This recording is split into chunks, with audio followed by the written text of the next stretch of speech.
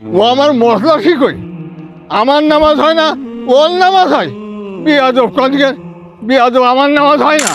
আস্তাগফিরুল্লাহ আস্তাগফিরুল্লাহ। ইমাম সাহেব ও বলে কি ও? হ্যাঁ, তোমার আমি কতদিন কইছি যে কি বলে ভুড়িটা সোজা করো, এই ভুড়ি।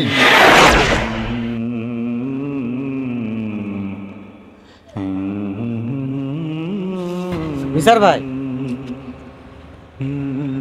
তোমার আমি কতদিন বলেছি হ্যাঁ যে তোমার আসলে তোমার নামাজ হয় না, বুঝছো? কি ব্যাপার, তুমি আমার ভুড়ি মুখ তাকাচ্ছাও কেন? হ্যাঁ ও নিসার ভাই, আরে তোমার আমি কতদিন বলেছি যে এইভাবে ভাই নামাজ পড়ে না, এইভাবে নামাজ হয় না ভাই। আমার নামাজ হয় না তাই না?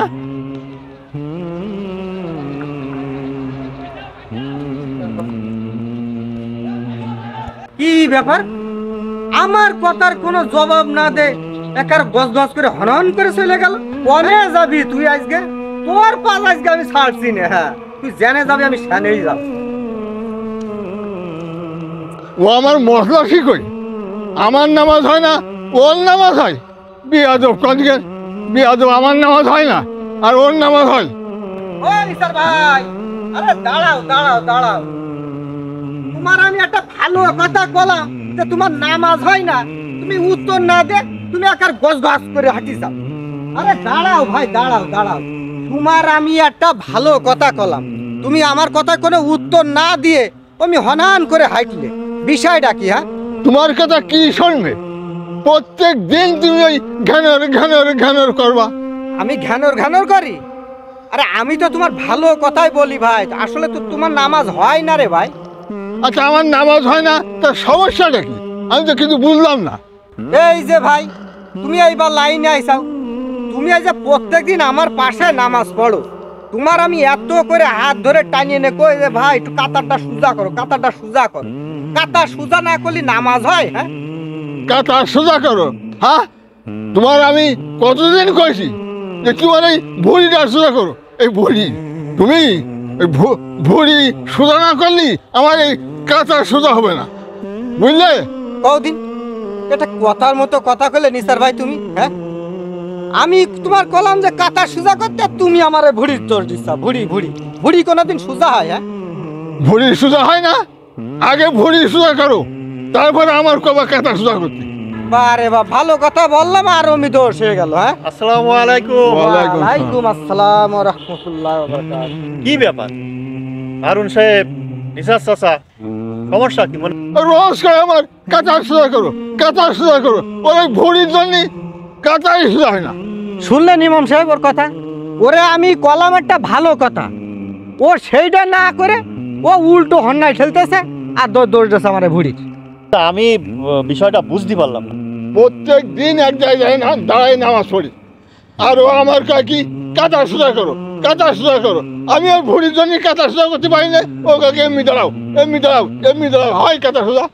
ওর ভুড়ি যতদিন সোজা না করবে ততদিন কিন্তু কাতা সোজা হবে না। ও যেন আর কোনোদিন না বলে আমার কাতা সোজা করার কথা। ও কি কথাটা ঠিক বললে? হ্যাঁ, এ ভুড়ি কি সোজা করা যায় নাকি?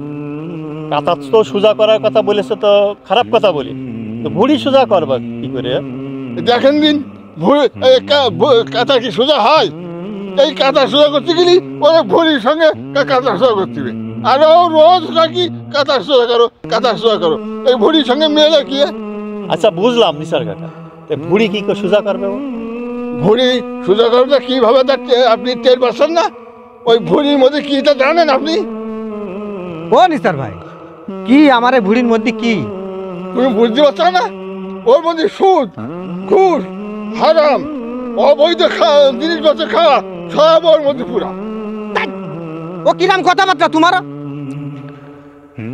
আস্তাগফিরুল্লাহ আস্তাগফিরুল্লাহ। ইমাম সাহেব ও বলে কি ও? হ্যাঁ, আসলে কি হারুন, তোমার এই ভুড়ির মধ্যে নিসার কাকা যা বললো সব কিছু আছে? এই নিসার ভাই, তোমারে কোন ধরনের কথাবার্তা? আল্লাহ কি আমার কম দেশে? হ্যাঁ, আমি সেইটা খাই আমি ভুড়ি বানাইছি, আমি ও সময় হারাম খাই যাবো কেন? হ্যাঁ, তোমার নামাজ হয় না, তোমার ভুড়ি সোজা করবা তারপরে তোমার নামাজ হবে। আমার কাতা সোজা হোক আর না হোক, তোমার ভুড়ি সোজা না করলি তোমার নামাজ হবে না।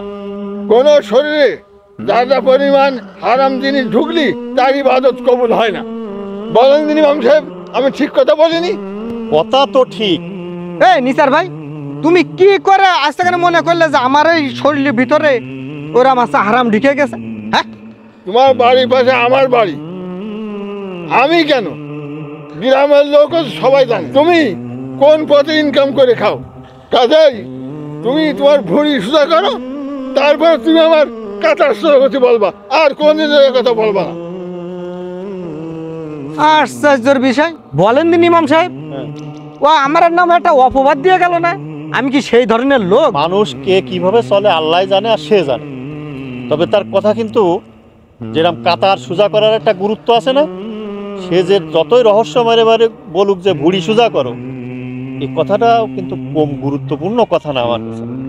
যে আসলে ভুঁড়ির ভিতরে যদি অবৈধ জিনিস ঢুকে থাকে, তো ওই ভুঁড়ি সোজা আগে করতে হবে কাতারের আগে, তাহলে আল্লাহর কাছে ইবাদত কবুল হবে।